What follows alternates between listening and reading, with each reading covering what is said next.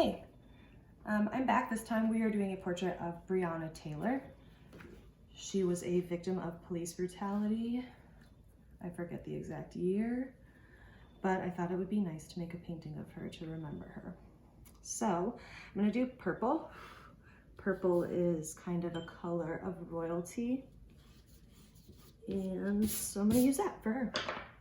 So to start with our picture, it has to be covered in Sharpie, like the pencil needs to be gone over with Sharpie marker.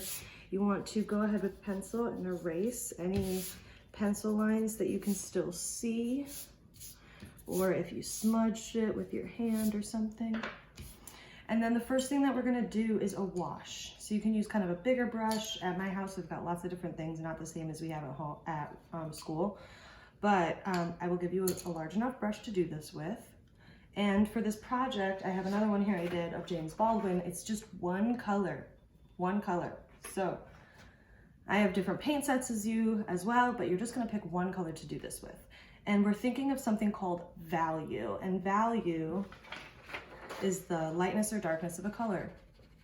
So to do this, you're gonna start with a wash on a lighter value of the color that you're gonna use. So since I said we're doing purple, I'm going to get some purple into my dish. Now you're gonna wanna move over all this purple so that you can continually add and adjust the amount of water that you're using, and so that you can see a lot better. Everything in the paint palette is pure color. That's the darkest value. So you're gonna need to create a whole range of values, and it's gonna be a lot easier if you have the color over in a larger area where you can see how much water or how much color is in it, because this is always going to be all color. So it's easier to have it over on here. Then we're going to boost this color up with a lot of water, because a wash is going to be a single layer of color all over your page. And we don't want it to be that darkest value, right? Because the whole thing isn't dark. So we're going to choose a lighter value to start with. Then we're gonna layer and build up to get our darker values. Some of you might know about makeup and foundation or concealer and building up the layers. And that's what you're doing with watercolor too. You're really building it up. You don't wanna start with the darkest thing first. You start light and then you go up. Splashed a little. So you can kind of decide with your background if you want it to be, you know, the color covers the whole page, or if you want it to be a shape, but you want it to be smooth. And if you have stripes or streaks, the best way to remove those is with water, mostly water on your brush.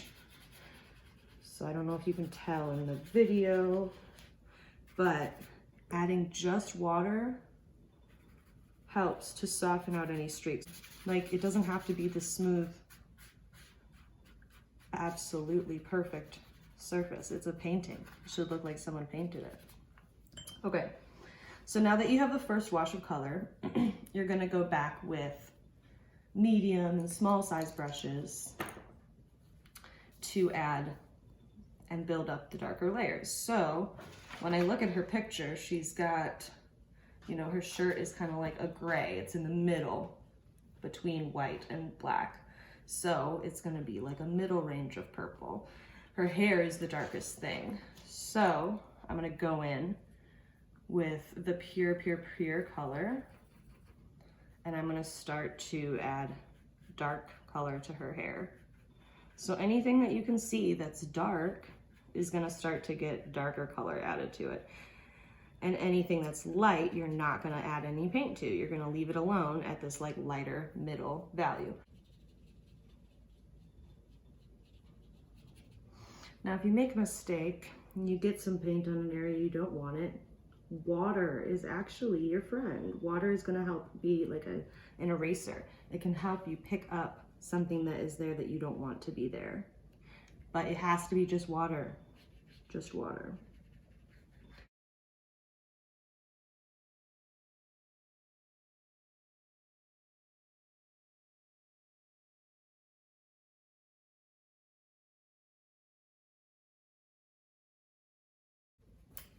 All right, there we have it.